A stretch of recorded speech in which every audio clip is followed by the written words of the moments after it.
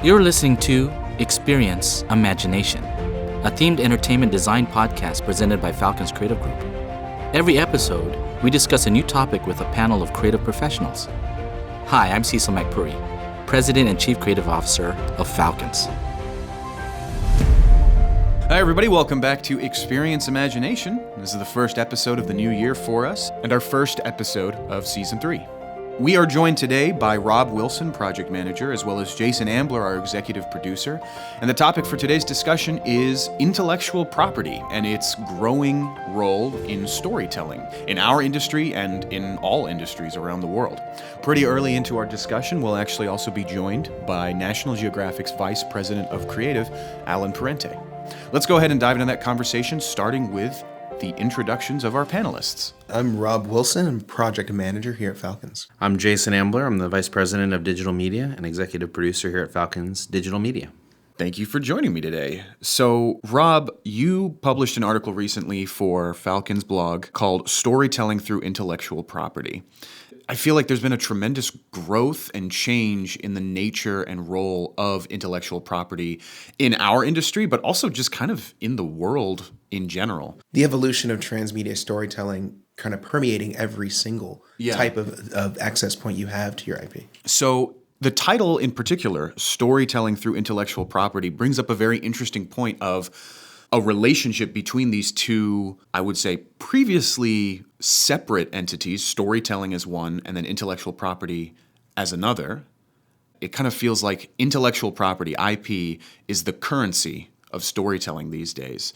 I wanted to hear from you both about how do you think intellectual property and its role in entertainment has changed over the past few years, especially in themed entertainment? Jason?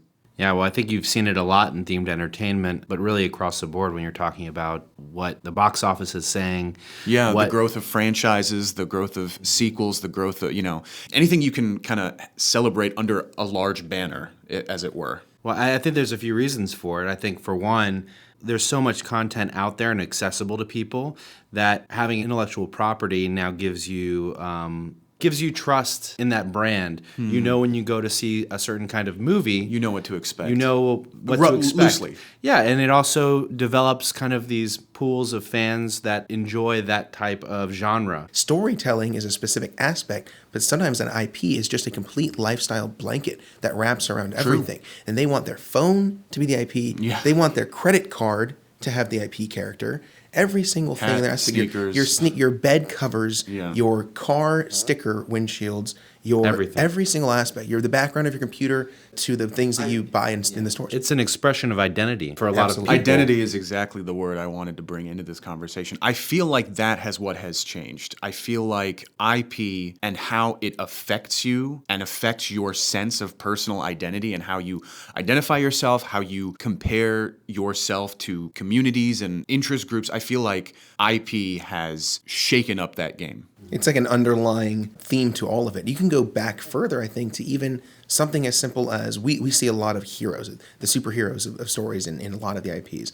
But people have been getting, for instance, tattoos of Superman logos since well before even there was a video game for Superman, or if they were just a fan of the comic books, or they just saw Christopher Reeves on the movie, and they're really identifying and obsessing over this character, this idea of that character, to the point that they'll tattoo it on their body. And that, bringing that into the realm currently, I think the reason why the modern age makes this more accessible and more exciting is that every single place you go can have that. With a show you're watching on Netflix is the same IP as the movie you're going to go see in the theater, is the same IP as you're picking up and buying in the video game to play at home. You get to completely invest in that world and that character. It's important to note that intellectual property has many different levels, right? I mean, it's basis level.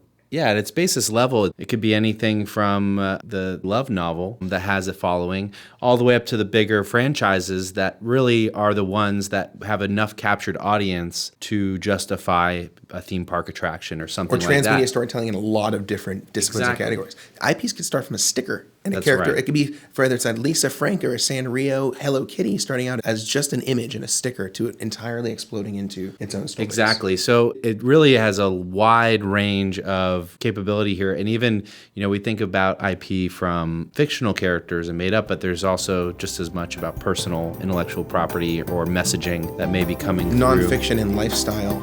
Exactly. When we started working with National Geographic, we sat down and we went over the tenets of what makes National Geographic them, right? And, being an authority, being scientific, being a trusted source that people count on, especially in this day and age when people get different ideas of what You're inundated with a lot of information that you don't know how to sift through. That meeting about the core values of National Geographic and even, using a style guide from their latest rebranding, that becomes the IP that then gets applied to whatever attraction. It's a process we go through with a lot of different intellectual properties, whether it's fictional or lifestyle. There's a lot of different guidelines. There's a lot of different iterations over time of a character, and even voice, identity, the wording you use, the language can matter a lot, and the way that you recognize them can be right off the bat, right or wrong for an IP based on those things. And we spend a lot of time with the owners of those IPs learning those different tenets. Our latest project with National Geographic, which is Becoming Jane, we had the privilege to work with Dr. Jane Goodall, who's a tremendous force, and she in herself has her own brand and intellectual property and messaging, and she's really appealed now to many generations. It's a very generational message, yeah. And she's now targeting the youth and what they can do, as well as everyone else. But it's great to see that she's out there continuing to get her message out of conservation, and it really does align very well with National Geographic as a brand and their goals and mission as an intellectual property. We actually had the privilege to speak with Alan Parente of National Geographic about the Nat-Geo brand and how it's evolved over the years. Let's go ahead and jump into that conversation, starting with his introduction. Alan? Hi, I'm Alan Parente. I'm Vice President of Creative for National Geographic Society. Awesome. So, a recurring question that we've been talking about in this episode that we've been trying to explore is, how do we define IP, intellectual property? And, with fiction, it's often character-based or world-based. That's where you get a lot of the definition for the IP. But with IP based in nonfiction, based in reality, it can be a bit more abstract. And one of the reasons we're so excited to speak with you about this topic is National Geographic has really stood as a shining example of intellectual property based in the real world, done so right and so successfully. And so my question for you is, how does that happen? How does National Geographic, how is it able to define its IP, its brand, so well when the subject matter that you cover is so grounded, but also so diverse? IP, as it's traditionally defined, is sort of almost a legal designation first. True. And, I would say that our IP, at National Geographic is probably not particularly legally defense, right? It's true stories, it's history, it's things that are out there that anyone can. So we look at our IP as less about kind of a role of creators for us and more of a role of a communicator, maybe almost a translator. Our job is not necessarily to create the IP. Our explorers, our grantees do that, right? They're going out, they're doing the work. They're on the ground, boots on the ground, figuring out how things work, digging things up, studying ruins and original documents and all sorts of different things. Like you said, our topics are very diverse. Yeah. They bring that to us, and our job is basically to try to figure out how we make that accessible, how we make it interesting, how we allow people who maybe don't have the background, the interest in science, the training, to be able to take this science work, kind of the things that our grantees would be publishing in a peer-to-peer journal, right. Which is always sort of where they're going, right? They're thinking about talking to other scientists. They're thinking about proving their theories, and we're taking that and saying, hey, this is important and everyone should know about it. How do we make it accessible? How do we make it interesting? And it's different, right? So IP to us is sort of half imagination and half research, and probably, if I could have a third half, it would be voice. how do we make it something that people will be interested in? How do we gauge them? How do we bring them in? The word that you used earlier of translation is really apt in this scenario. And I feel like that element of curation and communication is really where the National Geographic brand comes alive and where it really stands. That's what we love to do because there is imagination, I think, in translation. It's not rote. We're trying to get at the gist of what they're doing and trying to make that understandable, all the nuance of it, right? Not just, a one-to-one translation. Yeah. I mean, one other thing I would say about IP that sort of was started kind of with the idea of it as legal, right? Yeah. And what you own. And, at Geographic, we don't really own any of them. But over time, I think time is sort of the other part of this conversation when you think about who we are and how we own certain topics. Right, because we've been covering these topics for so long, even though legally we don't own Mount Everest or the Mariana Trench or, any of these places or the stories of exploration of these places, we've covered them for so long that in a way that we do, people automatically associate our brand with these places, whether it's truly our story or not. And that comes from telling true stories and telling them well for as long as we have. Absolutely. I think another topic that we talk a lot about in our podcast and in our studio is the concept of authenticity. That's kind of like our buzzword here. And our conversation usually always goes to pointing to National Geographic as the pinnacle of authenticity when it comes to public communication and science and interaction in that field. Absolutely. And, we take that very seriously. That is definitely a brand pillar for us here. We are always trying to make sure that we are as truthful, as well-researched as we possibly can be. And that is the power of the brand, honestly. And people trust this brand for good reasons because it's proven for, a very long time, over a long period of time. And that trust is something that we hold sacred here and are very, very careful about. When I looked at the question, about IP and thinking about it in terms of maybe some of your other clients. I mean, it's sort of interesting, particularly when we're talking about big IP, right? Multiple movies. Yeah. So these brand universes that you have at, say, Marvel or Star Wars or any of those where, they actually have researchers now that so much has been written and done, they have to kind of figure out the canon, right? And we're sort of like that only in the real world, and we've been doing it for a very long time. We need to make sure that our universe is covered much in the way that these imaginary universes that were created from a creative standpoint, people have become so into them and know so much about them that now you actually have to research to make sure you're being true within a fictional world. Yeah. So I think there's parallels to us in the real world and being true to the work that's been done before. There's literal world building that's been going on that you have to stay true to. So yeah, cool. So one of the main ways in which you and Falcons have interacted with is through some of the brick and mortar immersive experiences that we've had the privilege of working together on, including the from the Tomb of Christ experience to most recently the Jane Goodall experience at the museum. What has led National Geographic to offer brick and mortar immersive experiences, and how did that evolution of the brand get started? So it was very gradual. We've been around a long time, and Geographic tends to be very deliberate, let's say, in their step forward. Yeah. I luckily came on to the museum right around the time when museums were really starting to look at what they offered and how to utilize some of these technologies in a better way, and starting to break out of the box that they had created for themselves and the rules that they had created for themselves, and really begin to experiment. And I think that I was lucky to kind of come right into a new field at that time, and because I hadn't been in museums before, I didn't know what rules I was breaking by kind of starting to embrace a lot more of the media and a lot more of things that I saw around that I thought would be interesting ways. And National Geographic is not really a collecting institution like a lot of other museums, so we typically don't bring a lot of objects back. We don't hold a really large artifact collection. What we do hold is media. We consider media our collection, right? The video that's been taken, the images, over a 5 digital archive. billion. Yeah, video archive, still archive. We've been taking photographs, for 130 years. Yeah, that's incredible. And a lot of these things, exist nowhere else than, in our vault. Yeah. So, digitizing that and utilizing those media in new ways is sort of what makes us different. particularly in a museum-heavy environment that is Washington, D.C. We're not going to be able to have better objects than the Smithsonian does. So how do we utilize what our strength is, the media, the being there? And that's sort of always been in the DNA of National Geographic from way back. The famous story around here is board members basically resigned when we started to break away from being a scientific journal and utilizing photography and speaking, to people who might not have a deep graduate level education in cartography or archaeology. But that was sort of what became this place, right? And we talk about this here. We were immersive before there was immersive.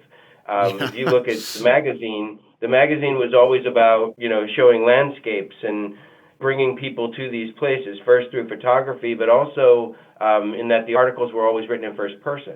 So we were immersive in that way, where you were hearing what the explorer, what the scientist was doing, seeing, smelling, before technology caught up and allowed us to actually do it in real life. Yeah. But as you said, our first project with Falcons was sort of a happy accident and allowed us to take a really big leap forward in that a grantee explorer of ours was working with the Greek Technical Institute and had done this scan of the Church of the Holy Sepulchre in Jerusalem. LiDAR scan, yeah. And we had this data, and we were, it was amazing and beautiful, and we didn't exactly know how to best use it, but we knew we wanted to do something really special with this. Right. So, we started working with Falcons and figured out, this way to build this 270 3D theater that kind of went under you instead of over you, and ended up utilizing that data and bringing people to this place that many people would never, ever get to journey to. And even, frankly, people who have been there said that ours was better in a lot of ways because it's better lit and it's not crowded, and you could really see everything. With you, we created a millimeter accurate, basically interactive model of this place that we could take you to any corner of it and see it in a way that you can't really, even in real life, which I think is really interesting. So, as of this morning, I checked a few hours ago, National Geographic currently has 130 million followers on Instagram. Disney Plus launched at the end of 2019 with over 50 documentaries and docuseries of National Geographic on its streaming platform. It really feels like National Geographic as a brand has always championed this idea of accessibility, but it feels like the brand itself is more accessible to the public than ever before. And so I wanted to ask you, as kind of our last question for this discussion, is what do you think that means for the future? What is next for National Geographic? I mean, we couldn't be happier with this sort of transition. As we sort of talked about, in a lot of ways, we were a very traditional company for a very long time. And we've been working very hard over the last, say 10, 15 years to change that, to think about ways to communicate and make ourselves relevant to new generations, to new people, to widen that message, because we're at a really important time in our history of the world, particularly from a conservation standpoint. Absolutely. And the more people we can reach, the more people that we can make care, the better off that we'll all be. And it's a really critical time. So the amplification that we get through the media that you just mentioned, through our Instagram account, through our association with Disney, with our National Geographic partners, it's really important for us on the society side, which is what I do, and the grantees and the science, to be able to amplify that message and really reach as many people as possible, make them care, make them understand, make them want to have positive change in the world. Absolutely. That's really the last question that I had. Is there anything else that you wanted to mention or say? I know that you're a very busy person, so we don't want to take up too much of your time. I would like to plug the museum here in National Geographic Museum. Absolutely, yeah. Here in Washington, D.C., we're a small museum but very mighty and do very interesting things with partners like Falcons. So any of your listeners who find themselves in Washington, D.C., please come see us. I don't think you'll be disappointed. Absolutely. Thank you so much, Alan. We really, really appreciate you coming in to talk to us. Happy to do it. We want to thank Alan again for joining us in today's episode. It was a fantastic conversation. I want to go back to the line that we said at the beginning of this recording, the idea of intellectual property being the currency of storytelling these days. Is there such a thing as too much IP on an experience? And if so, how do you figure that out? The successful use is, boiling down an IP to its essence, not trying to retell or regurgitate something that's existing, but building upon the world that's been created through that IP. Right. Let's talk about that. How do you craft, in almost every single instance, a new story that may be featuring very familiar characters, or in some cases, new characters added to a familiar universe. How do you go through that process? We're trying to bring in guests, make them active participants in their story or in the story. And for that to happen, they kind of have to see things that are familiar to them and connect with things that are familiar with them. Or if you're introducing characters, is this before or after the events of the book, the movie, the game? Where are we in this time frame? That is often a kind of a kicking off point for us in an IP, is figuring out that place in time that lets us tell certain parts of the story, because you really do want to tap into the essential elements, the things that are so recognizable that you know people want to relive or be a part of. But to be frank, realistically, you can't always do that. Some parts of an IP are set in the time and place they are, and you have to move around them. You don't have the choice to just go into the climactic moment of the movie and do that. So you pick parts that people are still invested in, and you can, something that's a unique opportunity in location-based entertainment and other things with IPs, is to make a new story, a new side story with a character you love that doesn't interfere with, only adds on to that world. We just spent a great deal of time identifying all of the different avenues with which people can engage with their favorite IPs, whether it's clothing, whether it's a TV show, whether it's a sticker. What does themed entertainment bring to that conversation, bring to that tapestry of engagement for an IP that you can't get in any other medium? I think the biggest difference, or the closest equivalent you can get to right now, would be video gaming. Because there's an aspect of playing a game that's different from just seeing a movie, moving pictures that change the whole game with storytelling 50 or 80 or 90 years ago. Nowadays, we have the ability to play the role, right? You get to go in and you get to participate and change the outcome and be this character. Sometimes it's your own character that you've made and you've customized to be like you, or to be something you want to be or identify with. I think what we get to do in themed entertainment is the next dimensional evolution of that, what you're trying to do with video games. Sometimes it feels like there are aspects of video games that themed entertainment is trying to get to, and then in other ways it feels like there are aspects of themed entertainment that video games could only hope to achieve. Exactly, and they're both working in parallel. As the games get better, and as the themed entertainment gets better, and as we've all been exposed to more of it from a younger age. A lot of our audience now has, from the first times they've experienced an IP, may have been a video game or may have been a theme park. And they've been experiencing, seeing that improvement and go up on both sides, almost like an arms race between the real world and the digital world. And we get to bring that together in themed entertainment now. IP is the safest investment you can make in applying that to your project, because you're guaranteeing an audience and people are going to be watching, and you're going to get press and publicity, and people are inherently going to go just because of an IP application. The risk and the challenge then being faithfully interpreting, faithfully recreating, living up to the expectation, because the bigger and more impactful and more broader an IP is, the more pressure there is to successfully bring that to life. People are going to have much, much higher expectations. I wanted to end today's discussion by asking, if you had to choose one thing, what do you want people to take away from the idea of storytelling with IP? Rob? I think the most important aspect for storytelling with IPs is to expect more from another dimension of storytelling than you've gotten from others. If I read a book and I go to the movie and the movie's sets are not as good as the mental image of the book in my mind, they've not done a good enough faithful job for me recreating that IP. If I go to play a video game and the graphic quality and the action and the gameplay on the video game is nowhere near as good as the graphical quality of the animated feature or the comic book novel, I'm going to be disappointed, because I've gone to another more expensive next evolution of this media storytelling that is not living up to the existing. I think that's probably what an audience should do, is to expect more out of their location-based or their themed entertainment experience, whatever the way they're engaging with the IP, to make those creators have to live up to what we can do with IPs. Jason?